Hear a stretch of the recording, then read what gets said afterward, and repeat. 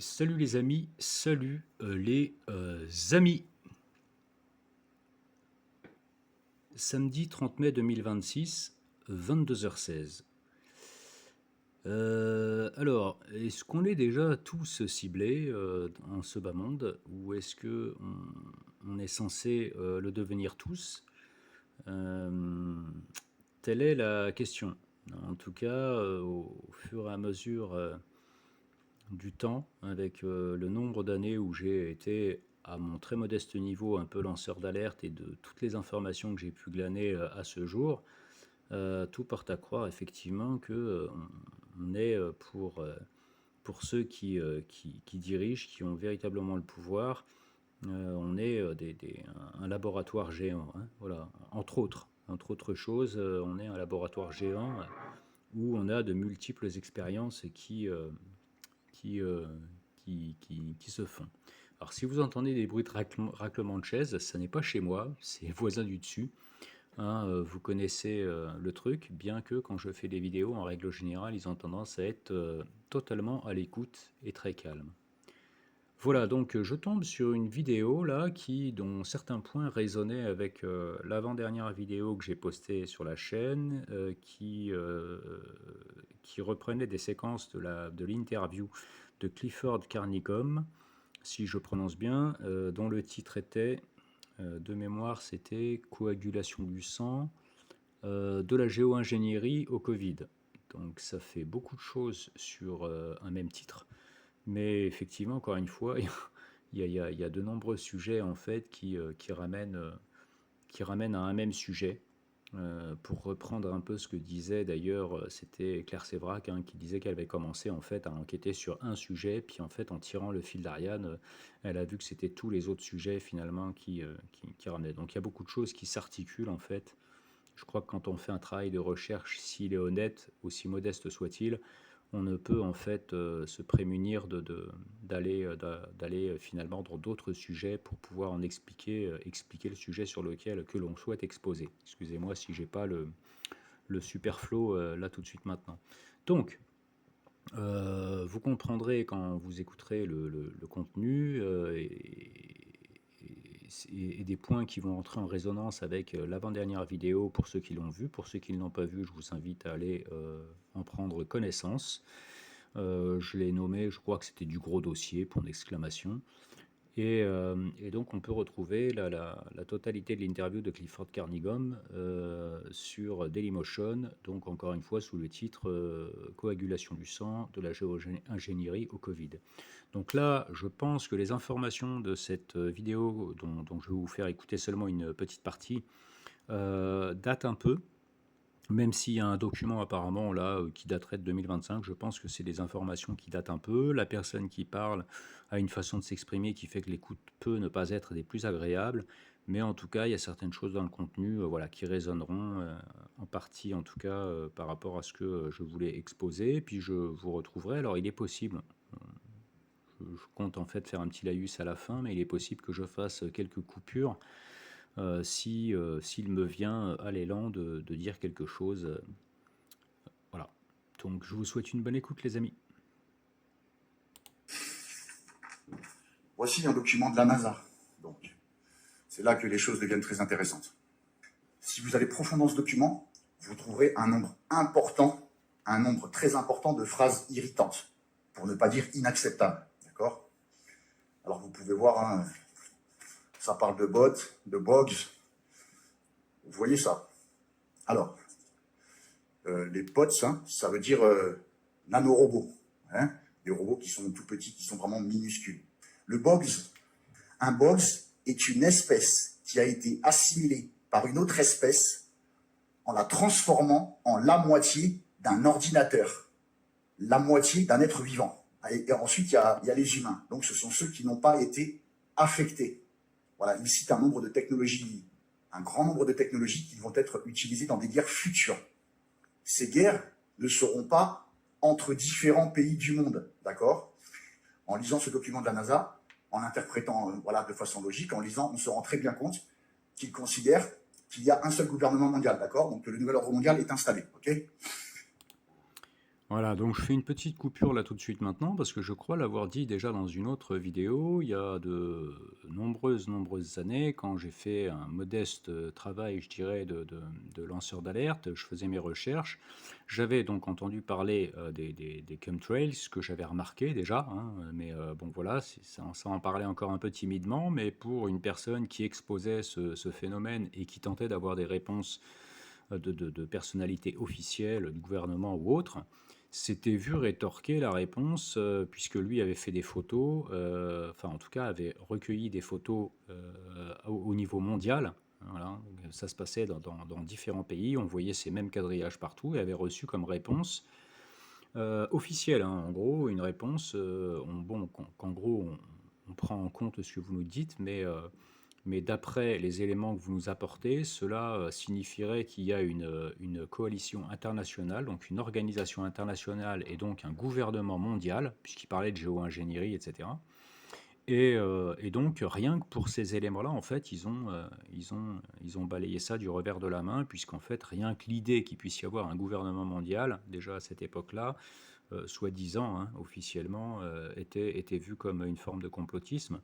Donc, ben, chacun maintenant pourra, hein, voilà, imaginer qu'aujourd'hui, il n'y ait pas effectivement des gens qui ont véritablement le pouvoir et qui gouvernent le monde et qui ont mainmise sur tous les organes dits de pouvoir dans le monde. Je pense que voilà, penser que ce n'est pas le cas, c'est être assez puéril au vu des informations qu'on a à ce jour. Je vous remets la suite. Donc, ils ont prévu, les chemtrails, tout ça, ils ont prévu qu'il y aurait une guerre, des guerres, entre le peuple, donc les gens, et ce gouvernement mondial.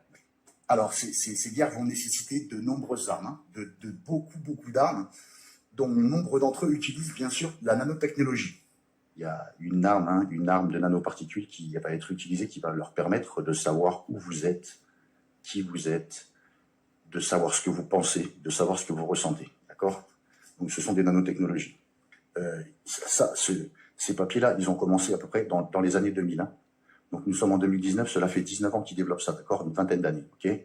Ils s'en étaient donné, ils s'étaient donné un quart de siècle, donc 25 ans. Et cela fait 19-20 ans, d'accord? Donc, croyez-moi qu'ils ont fait des progrès. Alors, il est question de poussière intelligente, smartest, poussière intelligente. Alors, des cubes d'1 millimètre ou moins, des capteurs combinés, d'accord, de communication et de batterie. Donc, de batterie, bah voilà, pour alimenter, bien entendu, ces cubes, cette poussière intelligente. Il faut bien sûr qu'ils soient alimentés en énergie, forcément. Des cubes, bien sûr, qui flotteront dans l'air. Des nanotags qui seront placés sur tout le monde, d'accord, partout et sur tout le monde. Et l'identification et le statut des informations de tout le monde. Donc, comme je vous ai dit, ils sauront qui vous êtes, ce que vous êtes, ce que vous pensez, ce que vous ressentez, grâce à ces nanotags. Alors, le troisième, c'est Co-opt Insect. La personne qui a analysé ça n'a pas trop donné son avis. On va rentrer un petit peu plus en détail dans les technologies et dans les armes qu'il développe. Il y a, en premier lieu, les armes qui sont apparemment légales.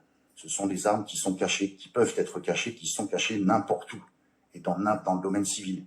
Ça peut être un téléphone, voilà. Une d'entre elles, justement, concerne les micro-ondes qui sont utilisées dans les smartphones, dans tous les modes de communication, bien sûr, sans fil. Et alors, le compteur Linky, par exemple, qui est un compteur intelligent, il pourrait servir à faire du mal. Vous voyez, tout ce qui utilise des micro-ondes, tout simplement. Presque tout ce qui est connecté. Hein. Nous sommes submergés donc, par ces objets. Hein. Donc, il y a bien des technologies qui ont été implantées pour nous faire du mal, en prévision du soulèvement des peuples contre la dictature mondiale. Donc, ce sont des armes qui sont classées non létales, d'accord, qui sont apparemment légales. Donc, c'est ce qu'ils veulent dire par là. Il y a aussi une description des effets des micro-ondes à faible puissance. Hein. Une baisse de performance du comportement humain, des pertes de connaissances, l'altération grossière des fonctions du cerveau, de 30 à 100% d'augmentation du flux de sang dans le cerveau. Ensuite, il y a bien sûr les taux par lesquels cela devient mortel. Les armes micro-poussières, microdust, smart microdust, ok. Donc, ils ont une poussière intelligente. C'est de la micro-poussière qui peut flotter dans l'air, comme vous avez vu précédemment. des petits cubes d'un millimètre, hein, ces armes pourront être envoyées dans l'air ambiant pour aller dénicher des gens qui seraient dans des grottes, hein, vous savez, dans des endroits clos, tout simplement. Par exemple, ils pourraient rentrer par le nez, par la bouche, quand vous respirez. Ces armes pourraient pénétrer dans votre corps, tout simplement, et exploser vos poumons. Donc, alors, il faut savoir, donc c'est cette micro-poussière qui pourra être envoyée partout, vous explosez les poumons. Ça va être un petit peu compliqué à contrer. Bon, je pense que certains masques pourraient être efficaces pour ne pas les respirer, tout simplement, certains filtres, certains masques à gaz, etc. Il faut que vous sachiez que la guerre en Irak a été faite simplement pour tester ces technologies. Donc, elles existent bien. Vous entendez bien, elles existent. Et la guerre en Irak, ça commence à dater. Donc, imaginez. Ah, je fais une petite coupure également. Quand il parle de la guerre en Irak, bon, il y a un fait qui est assez reconnu, en tout cas par tous ceux qui recherchent de façon honnête, c'est que toutes les guerres ont un volet expérimental. Voilà. Donc, si à un moment donné, on doit tester des nouvelles armes, des nouvelles technologies, que ce soit létales, non létales, que ce soit à but de recherche, de reconnaissance, de collecte d'informations, de renseignements, ou que ce soit voilà, de type d'armes de manière générale, c'est un terrain qui est extrêmement fertile dans ce cadre-là, et c'est un terrain favorable en fait pour pouvoir valider éventuellement des brevets, puisque ça peut être testé à grande échelle. Donc là, on peut parler de tout, hein, que ce soit de la géo-ingénierie ou tout. Donc toutes les guerres, quelles qu'elles soient, ont un volet expérimental qui est exploité, et c'est assez évident.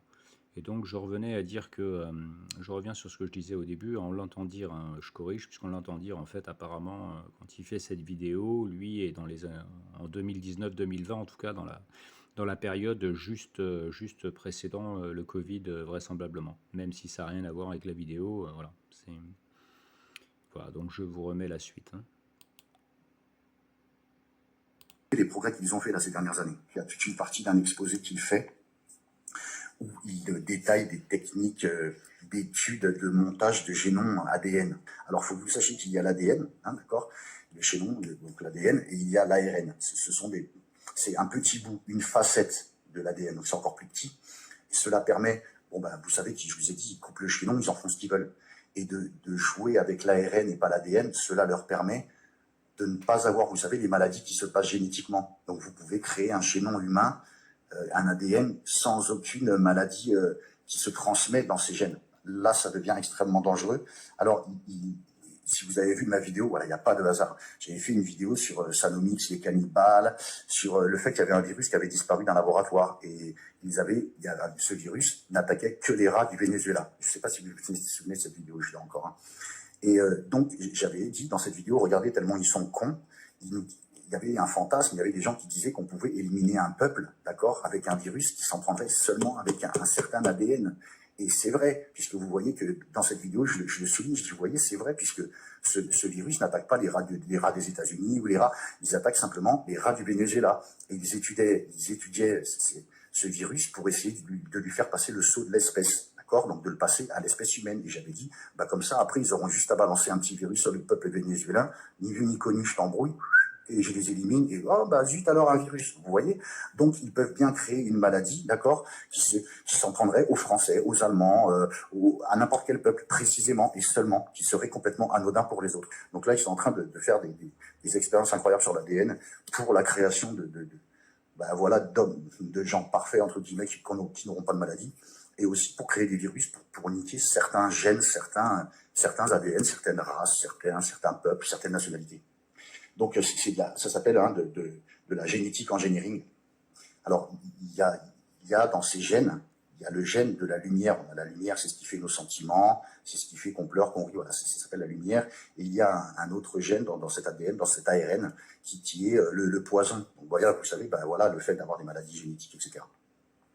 Alors, il précise qu'il y a un mensonge qui a été dit à la communauté scientifique, puisque bien entendu, une communauté scientifique, forcément, travaille sur ces merdes, sur ces grosses merdes, et il y a un mensonge qui leur est dit, de par ceux qui les font travailler. Donc, ce mensonge a été assimilé par toute la communauté scientifique, qui est qu'ils auraient un espèce d'antidote, une espèce un petit peu, voilà, comme un antidote à ces armes potentiellement dangereuses qui viseraient qu'un ADN précisément, en touchant votre lumière, donc vos sentiments, tout ça, et votre poison, d'accord ? d'accord? Donc, bon, moi, je vous le simplifie, parce que c'est un petit peu compliqué, mais c'est vraiment ça. Et il dit donc qu'il a été dit à ces scientifiques, tout ça, qu'il existe un espèce d'antidote, on va dire. Et c'est faux. C'est un mensonge. Et le scientifique là, qui fait tout ce rapport, il dit que la technologie en question, elle n'est pas humaine. Le fait de pouvoir travailler sur des choses aussi petites. Donc là, on est dans la technologie, dans la nanotechnologie ultra minuscule. Je vous ai dit qu'il avait perdu 1 an à essayer d'analyser, qu'on ne pouvait pas analyser ces chemtrails. Alors, on peut le faire. Ça a été fait pendant ces années de travail. Il y a une personne, écoutez bien ça, il y a une personne qui, pendant plus de 3 ans, a travaillé 6 heures par jour avec un microscope. Je vais vous mettre dans le montage à quoi ça ressemble. Alors là, c'est complètement fou. Donc, il y a tout ce que je vous ai dit hier dans les chemtrails. Il y a bien entendu, alors c'est certifié, il y a bien du barium, du strontium, du titanium et de l'aluminium. En plus de tout ce que je vous ai dit, les nanoparticules, etc., etc. Donc, on pourra bien jouer avec des techniques holographiques qui nécessitent du strontium et du barium. Les joyeusetés de chez Harp, donc ça, c'est réel. Alors, cette personne, il dit que, alors ça a été analysé, je vais vous montrer les images. Alors, il y a des microparticules, des électroaimants, vous voyez. Donc, c'est pour ça que la matière noire est programmable. Elle peut s'électro-aimanter, elle est intelligente. Donc, ils ont cette matière noire programmable. Alors, je ne sais pas si ils ont la matière noire ADN programmable, mais je pense qu'ils sont pas loin. Ils sont vraiment pas loin. En tout cas, ils ont cette matière programmable qu'on peut voir dans les films que je vous ai montré la dernière fois. Là, je vais vous expliquer, du coup, l'étude qu'il a faite, c'est pourquoi les plantes, elles mouraient à cause de l'eau de pluie. Donc, si vous voyez cette particule que je vous montre là au microscope, d'accord, c'est du chemtrail. Et ça tue les plantes, ça tombe de l'eau et ça tue les plantes. Ça crée un changement de structure, car c'est ce cristal que vous voyez, par exemple, si vous enlevez la plaquette en verre sur le microscope, vous savez, et vous approchez votre doigt de cette matière, eh bien, le fait qu'elle se réchauffe un petit peu, elle crée une espèce de petite lumière. Ça change la structure de la plante. En fait, ça absorbe les UV. C'est à l'exacte fréquence de lorsque la plante a la photosynthèse et tout ça. Donc, c'est pour ça que la plante, elle meurt. Tout simplement, ça change sa structure. Ces molécules, ces choses pourraient aussi permettre, par exemple, de renverser le temps. Il y a quelque chose aussi avec cette molécule, ce composé, donc ce qui est fait aux plantes, avec le fait de renverser le temps. Donc, vous voyez, ça a encore beaucoup de sens avec le CERN, avec plein de trucs. Donc, il y a quelque chose de plus grand qui est caché derrière tout ça. Ce papier de la NASA, ce n'est qu'une goutte d'eau dans la mer de merde qu'ils ont, qui nous préparent. Vous le savez probablement. En tout cas, rendez-vous en compte aujourd'hui. La maladie de Creutzfeldt-Jakob, la maladie de la vache folle que les vaches ont attrapée, elles l'ont attrapée bien sûr en mangeant sa propre espèce, en mangeant ces carcasses qui avaient été redonnées dans leur alimentation, mais elles ont aussi été malades de la maladie de la vache folle à cause des chemtrails. Ils ne savent pas pourquoi cela les a affectés. Et ils avaient lancé une campagne de vaccination pour les vaches. Donc on m'a déjà demandé pourquoi ils s'empoisonneraient eux-mêmes. Bien sûr, ils ont un antidote, puisqu'ils avaient un antidote pour soigner les vaches. Une personne en Allemagne avait refusé cette campagne de vaccination pour ses vaches. Je ne sais pas s'il était au courant de ce qu'il se passait, mais il est mort 10 mois après d'un cancer du cerveau. Et la personne qui donne cette conférence met directement en cause les groupes qui sont derrière les chemtrails. Alors, ce que font les chemtrails dans votre organisme, je vais vous le dire. Les chemtrails, du fait que vous avez trop de mercure dans votre corps, alors voyez-y ici, bien entendu, une application directement liée au vaccin que l'on fait à nos enfants, puisqu'ils sont bourrés de mercure. Sachez que le mercure provoque un manque de cuivre, qui est un métal naturel que vous avez dans le système nerveux.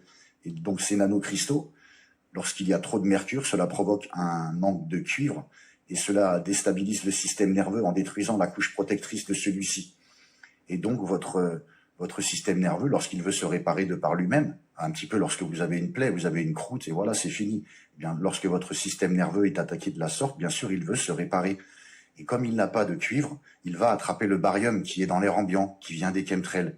Et donc, on vous transforme en une antenne hypersensible aux ondes électromagnétiques.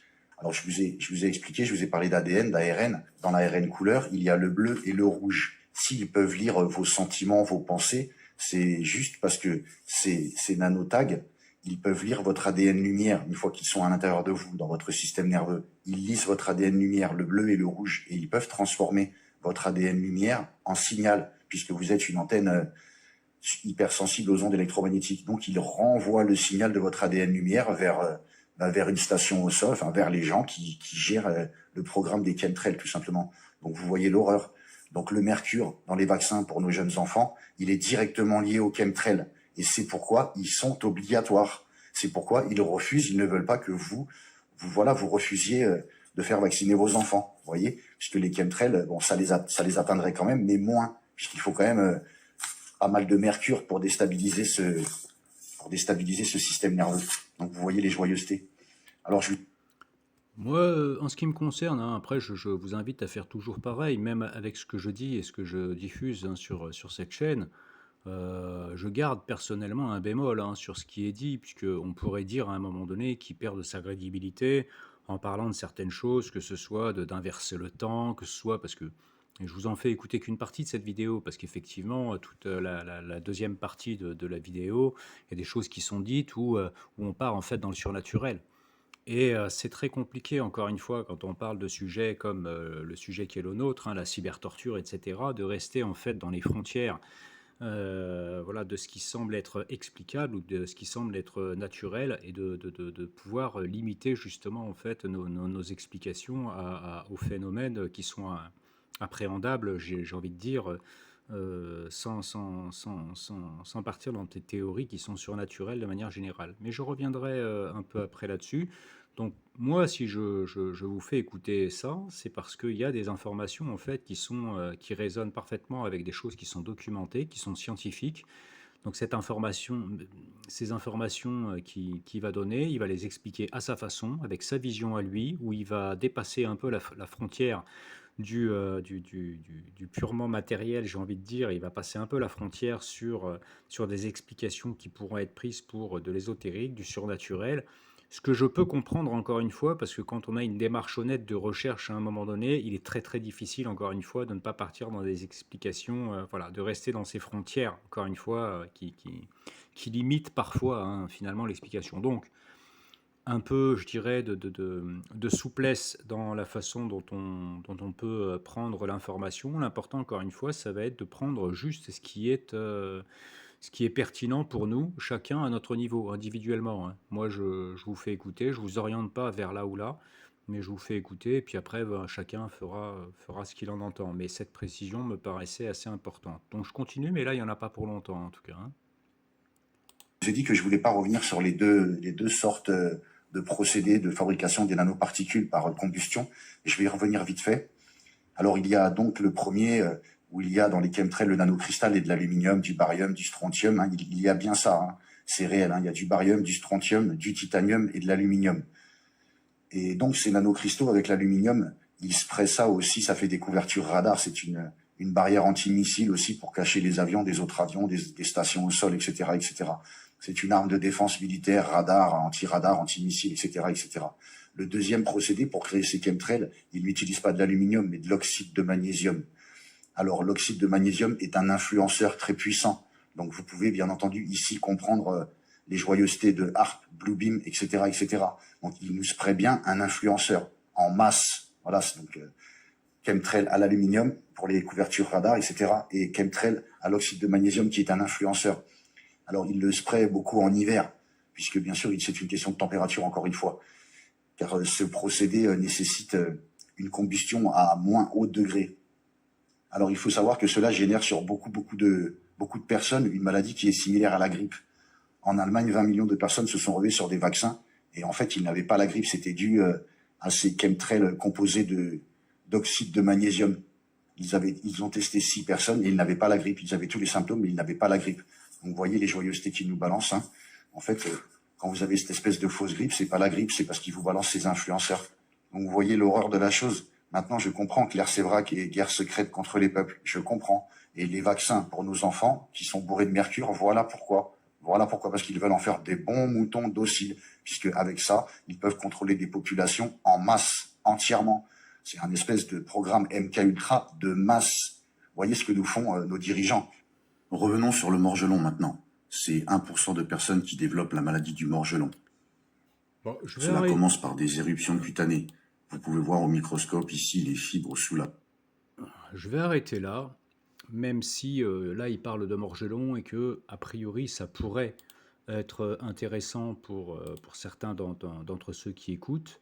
On peut revenir dessus sans aucun problème. Moi, ça ne me dérange pas, mais on y reviendra en fait par d'autres informations qui seront peut-être un peu plus pertinentes, plus cohérentes, ou en tout cas qui feront peut-être plus sens. Sur la façon dont c'est dit là et dont c'est présenté, ne me paraît pas en fait ce qu'il y a de plus adapté. Bref, je nous mets un petit fond un peu moins anxiogène entre guillemets, parce qu'encore une fois, l'objectif c'est pas d'avoir affaire à des informations qui sont complètement timbrées, hyper anxiogènes, etc. C'est pour pouvoir en fait à un moment donné avoir les solutions, il faut appréhender véritablement le problème et réussir à en faire tout le tour. Et j'ai pas la prétention de dire que j'ai réussi à en faire le tour, hein. Bien loin, on est encore loin de là. J'ai des informations qui me permettent en fait d'avoir un puzzle qui ressemble à quelque chose. J'arrive à deviner globalement ce que la forme qui pourrait être derrière ce puzzle, mais en tout cas je n'en ai pas encore la pleine certitude. Et c'est pareil pour là où les solutions liées à la cybertorture et au gangstalking, elles existent, j'en suis convaincu. Mais étant donné que tout est fait pour qu'on ne cerne pas le problème dans son ensemble, qu'on n'en connaisse pas véritablement l'origine de façon certaine, hein. Toutes les théories, après, on les a, la logique, etc., ça se tient, mais de façon certaine, sans aucun doute possible, on n'a pas les informations qui nous permettent finalement de mettre de mettre les solutions en perspective, de pouvoir en fait trouver les solutions de façon claire et définitive. Et de la même manière, en fait, pour tous les sujets, c'est un peu ça, hein. On est dans un espèce de flou et on est maintenu dans une espèce de flou, l'ignorance, hein, quelque part dans certaines choses, puisque dès lors qu'on a la véritable connaissance, entre guillemets, alors effectivement, ben, on a le pouvoir et on a la maîtrise. Donc là, en l'occurrence, il était en train de parler de Morgellon et c'était un peu l'objectif, en tout cas pas Morgellon, mais ce qui m'amène en fait à vous dire ça, c'était l'objectif en fait qui sous-tendait l'écoute de cette partie de vidéo, parce qu'il y a pas mal de choses qui sont dites et peu qui sont sans doute à retirer en ce qui nous concerne, mais qui sont intéressantes parce qu'elles rentrent en résonance en fait avec des éléments qui sont scientifiques, qui sont prouvés aujourd'hui et qui sont vérifiables, voilà, hein, qui sont documentés, qui sont vérifiables. Donc tout ce qui donne sur les composés des chemtrails, c'est quelque chose qui est vérifiable aujourd'hui, barium, strontium, etc. L'oxyde de magnésium dont il parle, je ne sais pas. Par contre, il dit que c'est un puissant influenceur. Il me paraît absolument évident que ce soit par ce biais-là ou par un autre biais, qu'il y ait de très très puissants influenceurs synthétiques, électroniques. Je ne peux pas, je ne peux pas vous dire, j'en sais rien, gastronomiques ou autres, mais quoi qu'il en soit, des influenceurs sévères, hein, qui permettent en fait de garder l'ensemble bien endormi, parce que sinon c'est pas possible. Je veux dire, à un moment donné, c'est pas possible, on percuterait tous. Je pourrais en fait donner plein d'exemples ici, mais malheureusement je déborderai de la vidéo, mais je pourrais donner des exemples en fait qui démontrent bien à quel point on oublie très très vite des informations qui sont complètement hallucinantes, et peut-être aurai-je l'occasion d'en parler dans une prochaine vidéo. Mais si on doit reprendre juste l'avant-dernière vidéo dont je parlais là, que j'ai postée sur cette chaîne, cette fameuse interview, en tout cas des parties de l'interview de Clifford Carnigom, qui lui est un scientifique qui, encore une fois, je le répète, a étudié toutes ces particules qui tombaient des chemtrails pendant 25 ans. Il a fait des cultures en fait dans des milieux qui sont voilà, hein, des milieux, des environnements contrôlés, et il a pu avoir en fait, il a répété exactement les mêmes résultats. Il a pu même trouver des solutions. Il explique bien que dans ces fibres qui tombaient initialement, il y avait des microfibres à l'intérieur, des nanofibres à l'intérieur, et il y avait en fait ce qu'on pouvait assimiler. Il dit bien, hein, ça s'assimile à des bactéries ou vraiment des toutes petites bactéries, puisque ce sont des tout petits organismes qui ont les caractéristiques d'une bactérie. Il dit bien, hein, ça n'en est pas une forcément, mais ça a les caractéristiques vraisemblables d'une bactérie, donc ça ressemble à quelque chose de biologique. Mais, et c'est là où ça sort complètement, c'est complètement ouf, c'est que ça fabrique en fait des choses qui sont synthétiques, des polymères et du sang synthétique. C'est pour ça que sa conférence s'appelait coagulation.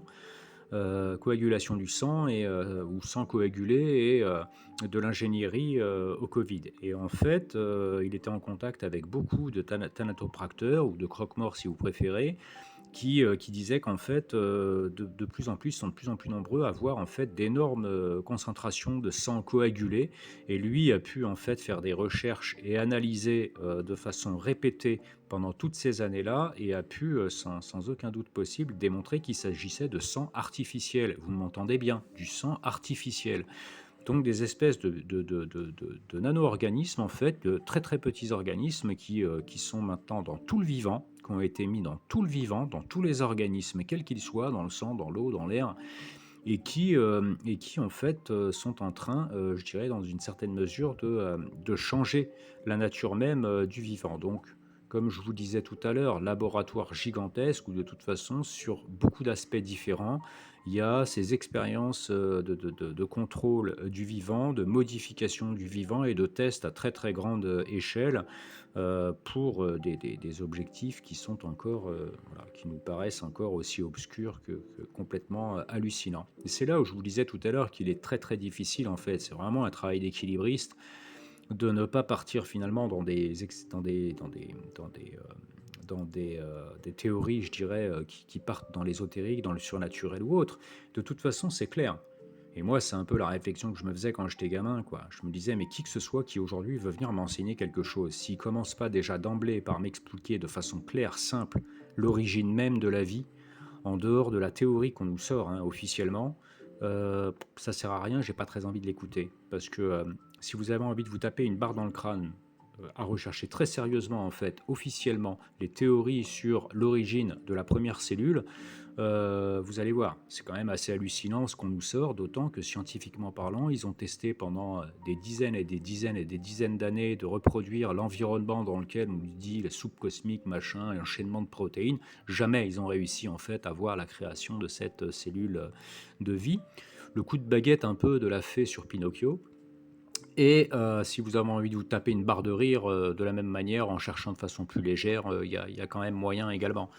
Donc encore une fois, réussir à expliquer sans partir dans un aspect spirituel, ésotérique, surnaturel, etc., c'est assez complexe. Voilà. Donc, ceci étant dit, mes chers amis, tout ça, ce n'est que quelques éléments du canevas final qui, de toute façon, sera dévoilé à un moment ou à un autre et qui dans ce canevas, englobe également le phénomène de la cybertorture, qui n'est qu'une toute petite parcelle de cette espèce de plan complètement hallucinant qui se déroule et qui se dévoile de plus en plus en cette période qui est la nôtre. Mes chers amis, je vais vous laisser là-dessus, je vais vous laisser à vos propres réflexions et analyses. Je vous souhaite, comme à l'accoutumée, un bon courage, vraiment un bon courage, mes amis. On va finir par y arriver. Prenez soin de vous.